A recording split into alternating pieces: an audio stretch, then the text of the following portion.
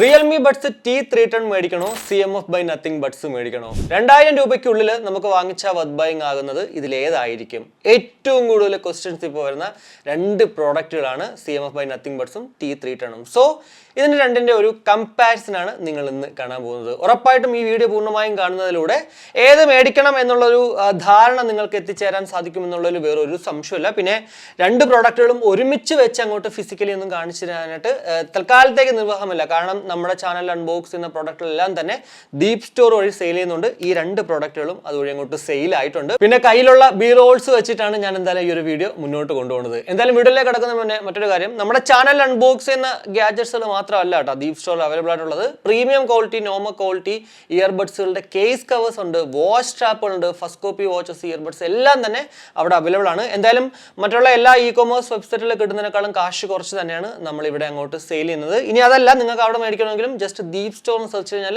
നമ്മളെ നിങ്ങൾക്ക് അവിടെ കാണാൻ സാധിക്കും. എന്തായാലും ഈ ഒരു വീഡിയോ പൂർണ്ണമായും കണ്ടതിന് ശേഷം ജസ്റ്റ് ഒന്ന് ചെക്ക് ഔട്ട് ചെയ്യുക ദീപ് സ്റ്റോർ.